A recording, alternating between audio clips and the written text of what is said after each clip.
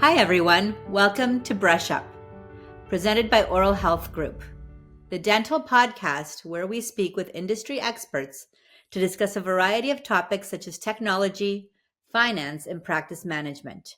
I'm your host, Dr. Louisa Schultz, a prosthodontist and periodontist based out of Fonthill, Ontario.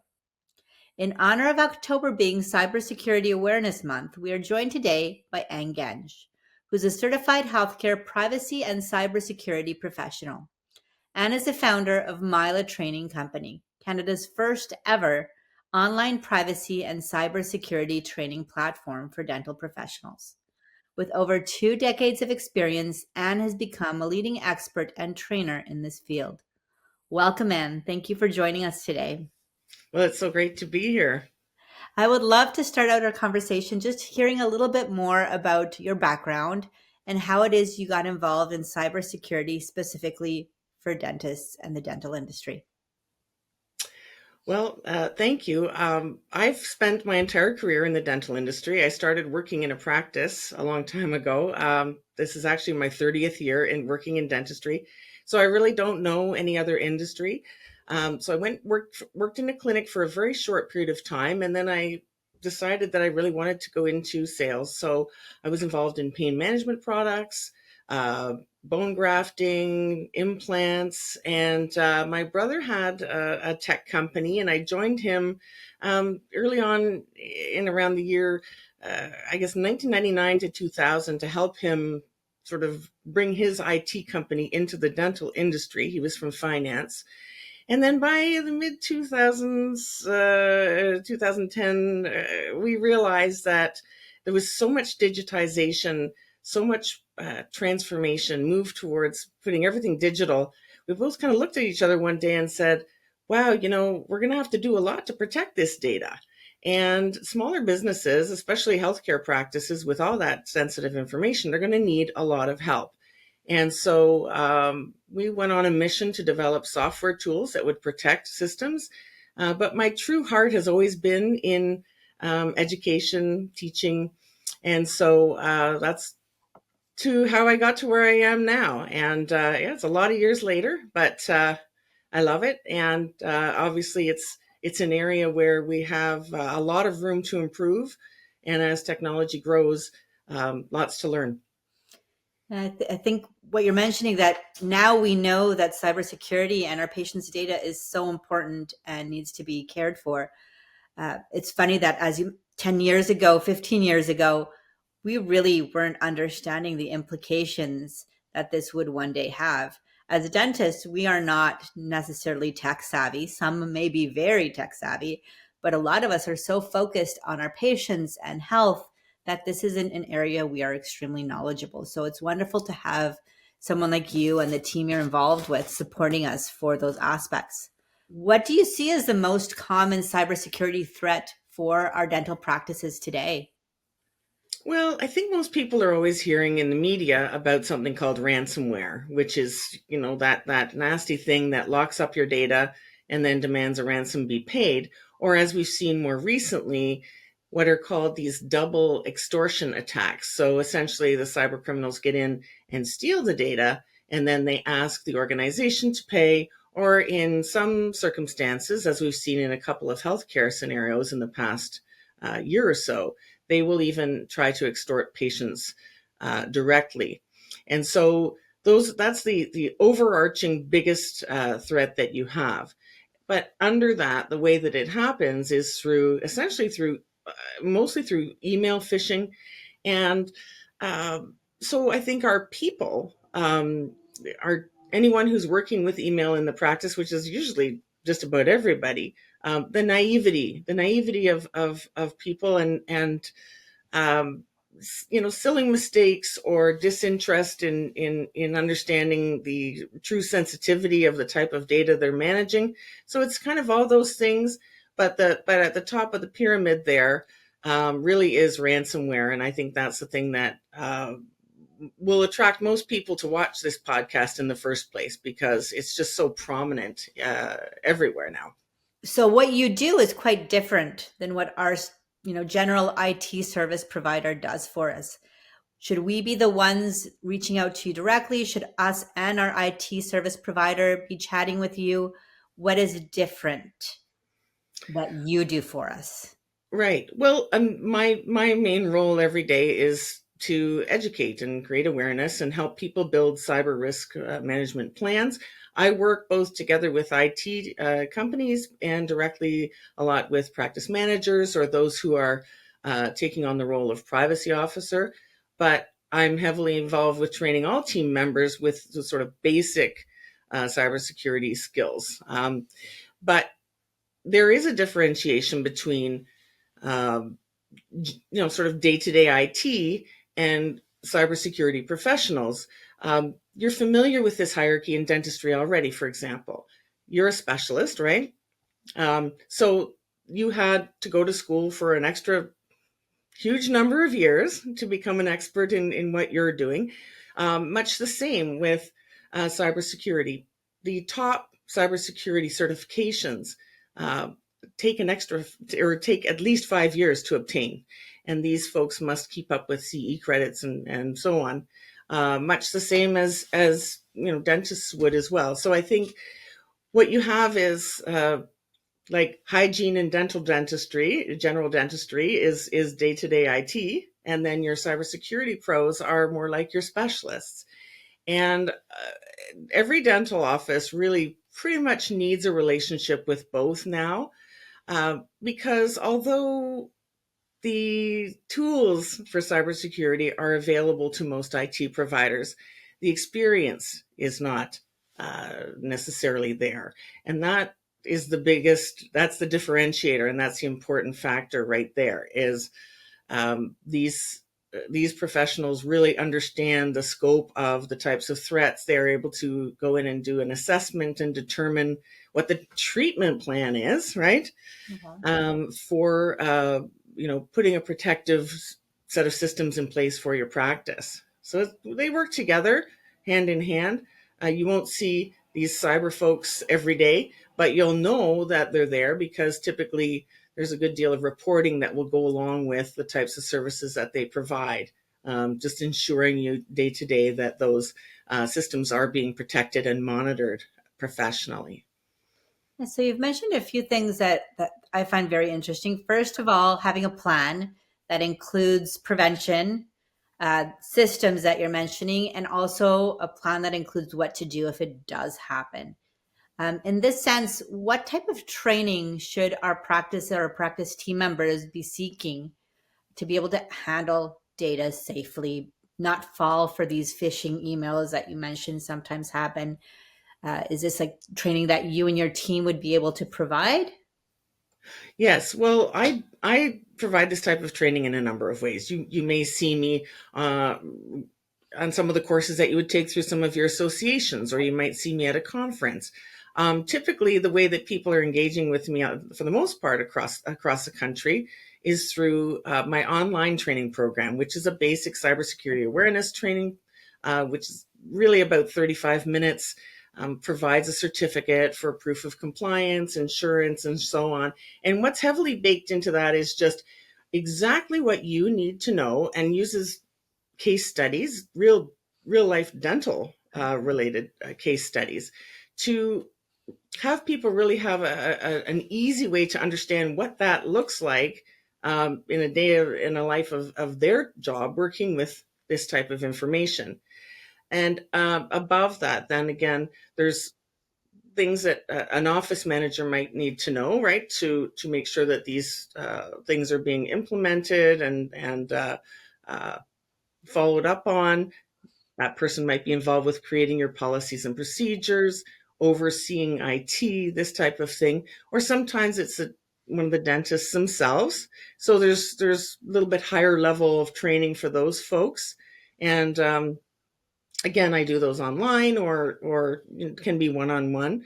But I think the overall mission for me has always been, how do I take this complex subject matter and make it in a way that people can instantly relate to? And I think that's the beauty of having spent my entire career in this industry, is I know how the inner operations work. I know how the technology works, but I'm not so stuck in the computer world that I don't know how to make that language relatable. So that's always my mission, is how do I make it relatable? How do I simplify it so that it really sticks?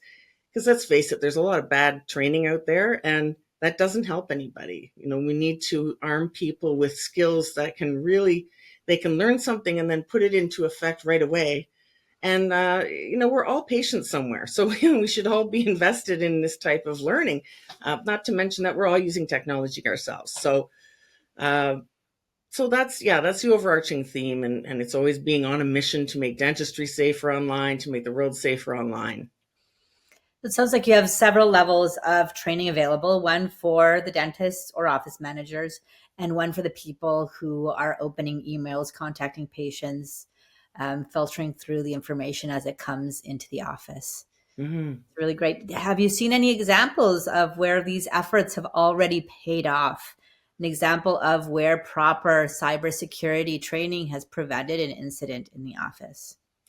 Yeah, what's really amazing is the relationships that I've been able to create over the years. And so what I find is people really kind of get into it, right? There's some people that send me a screenshot, or they'll take a picture with their phone and they'll say, "Did you see this?" Or they'll say, "Is this real?" So, a number of times, even just in the last 6 months, I'd say probably at least 10, where I've gotten, and 7 or 8 of those were actually Microsoft, where these cyber criminals, what they want to do is use tools that are familiar to us, or pieces of software that are familiar to us, and spoof it. So a really common one is, you must change your Windows login password, or you must change your Microsoft 365 thing, or these messages haven't been read, re-log in. There's a lot of spoofing of Microsoft products. And so these are the ones that have come to me in the last little while, is, taking a picture, they'll send it to me and they'll just say, "Look, I didn't open this. I didn't act on this, but is this real?" And no, it's not real. Good thing that you didn't, right? So I know that those situations, this has averted probably quite a few disasters. And it's interesting how, even though if we put all of the cybersecurity controls, all the different fancy softwares in place, it really does just come down to humans, because cyber criminals know that it's hard to get through those tools, but that if they can trick a person into opening the doors for them, then they're in, right? And it doesn't matter. And they can really, once they get in through that person letting them in using their credentials or by whatever means, then they can move around and do a lot of damage. So I think the training it's really important, and I do have high confidence and evidence that people that I've worked with are getting the memo, so to speak. But there's plenty of research that shows even up to a 70% increase in security posture just by providing employees basic cybersecurity awareness training. And I think that's why you keep seeing it showing up in all of the different types of privacy laws and guidelines, college guidelines, and so on. I think cybersecurity and these risks are things we need to talk about with our team members, but also our families. And Mhm. the team members are finding these threats not only related to our practice, but in their personal lives as well, whether it's a credit card scam, an email that's coming to their personal account. The more we all know about this, Mm. and the more prepared we are to protect our dental office, but our private lives as well, the better off we Absolutely. will be. Absolutely. Yeah. What are some of the first steps a dental practice should take to see what their, risks for cybersecurity are and maybe prepare for those? Yeah. Well, I guess here's how I would relate it. If a new patient walks through the door, right, you don't give them all the same treatment. You'll do a new patient exam, you'll take x-rays, and from that you derive their treatment plan. Yeah. Same thing with cybersecurity. You should always start with an assessment. And This is where it gets a little bit muddy because there's a lot of IT companies that'll give you a free IT assessment. And I think they're valuable, but they're kind of like your free brake inspection. These are designed to find out, what equipment is aging and should be replaced, what type of software upgrades should be done. Whereas an actual security risk assessment will use a piece of software and it will ask thousands of questions per minute, just knocking on all the different doors, seeing if there's any windows open a crack kind of thing.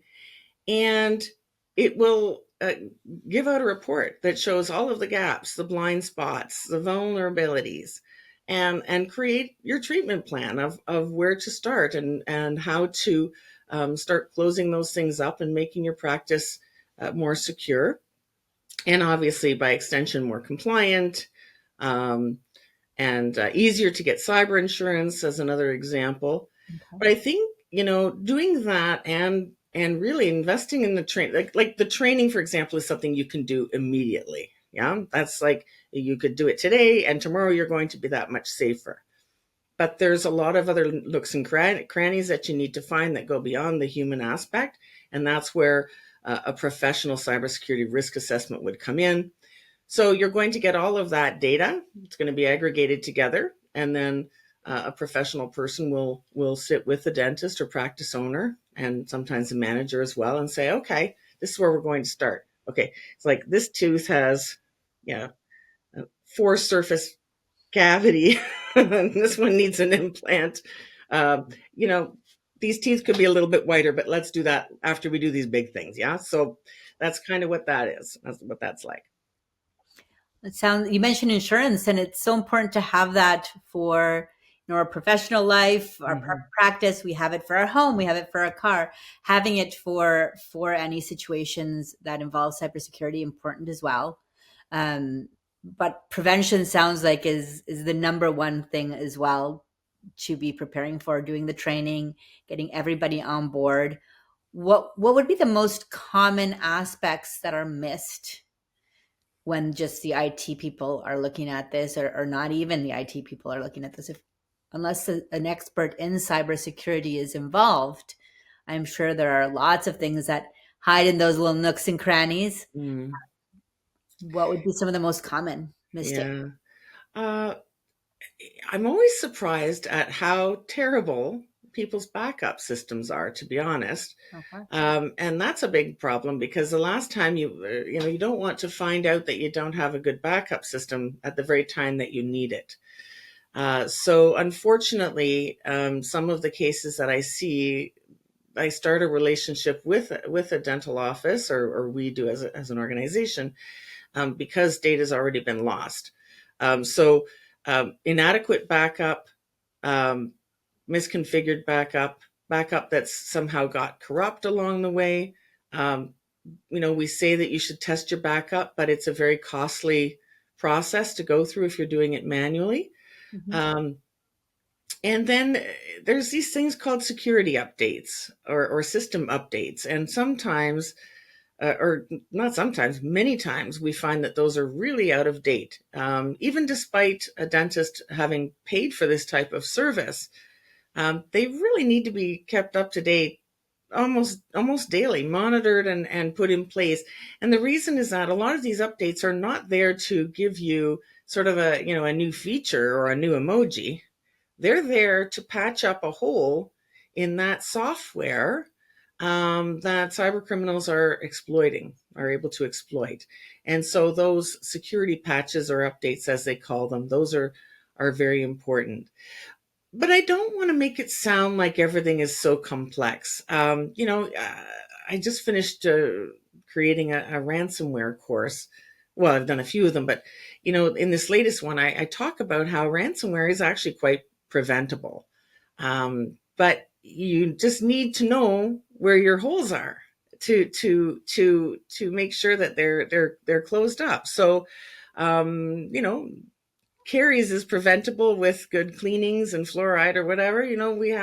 We have these abilities, but I think naivety is still our issue because even a lot of IT companies are very good at creating networks and making sure that your software all talks together nicely. But there's many of them that really just haven't been able to, or for whatever reason, don't have a certified cyber person on staff. And so there's gaps, not because people don't care or they're not trying to do their jobs, but it's that you don't know what you don't know thing. And so these are sort of our challenges. And you mentioned that backup, and the way I'm understanding it is if you don't have a good backup, your original set of information just becomes that much more valuable. You're just giving these people, the creating the malware or taking your information, you're giving them that much more power. If you have a backup, you're in a sense taking their power away and giving yourself a lot more freedom to make decisions and manage a threat should it present. Well, in the case of now, I talked briefly, but I didn't name the two different types of Mhm. ransomware. There's encryption ransomware and there's extortion ransomware. Sometimes you get both. But when I started studying ransomware, it's 10 years ago now. All we had was encryption ransomware, and the situation that you just described is absolutely true. If we have great backup, if somebody puts ransomware on our systems, we can just tell them to take a hike because we're just going to restore from the backup. And by the way, the reason why you don't see the ability to recover quickly with larger organizations or hospitals is Yes. because they have thousands of computers.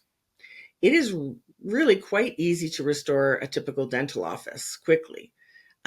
First of all, nowadays we have such things as failover servers, so we don't even care so much about the backup anymore. We can just instantly flip over to another device, and you can keep working, taking X-rays, taking money. But even if we're using just a traditional type of backup with regular drives, we only have to restore 10 or 15 or 20 computers. This can be done in a day or two. Again, providing we have good backup. Now, having good backup doesn't protect us from extortion type ransomware because that actually steals data and then publishes it somewhere, like on the what we call the dark web. Uh, so, um, but yeah, I mean, it's not just that. In the course of you operating your practice, you you could get a ransomware, but what's more likely is probably something like a server crash, in which case you need that same backup system to protect you from that scenario. Okay. Um, as we're learning more and more about this, we were just talking about how different things were 10 to 15 years ago when you started on this journey of learning Mhm. more about cybersecurity and bringing us your knowledge now. How have privacy laws and college guidelines changed over this time? Have they incorporated some cybersecurity strategies in their recommendations? How would we be following suit as dentists? Or should Right. we be following suit? Well, PHIPAA, that's the Personal Health Information Protection Act. This is just for as an example in Ontario. Most provinces have healthcare specific privacy laws, and people should be familiar with what that is in their individual province. But you'll notice that we have PIPEDA, which is the federal privacy law that's been in place since the year 2000. They're continuously making amendments to that. Um, a lot of what are just considered best practices are baked into those compliance documents or your guidelines for electronic health records that you might get through your college. They all pretty much mirror each other. There's basic concepts. It's training, keeping the systems up to date, having a backup plan, having written policies and procedures, and things like disaster plans, so that no matter what happens, you've got a written roadmap of what you should do next. And no matter what happens, you can recover your data because you have to maintain, uh, of course, you want to keep your data because that's the lifeblood of your business, right? If you don't have your data, you don't you don't have anything. Um, but you need under any kind of compliance and laws, you need to maintain constant access to the data, make sure that it's all up to date, that it's whole. And so, it's just kind of the rule book, right? It's a basic rule book of all the things that you should do, but that not just that you should do, but that you want to do to protect your business.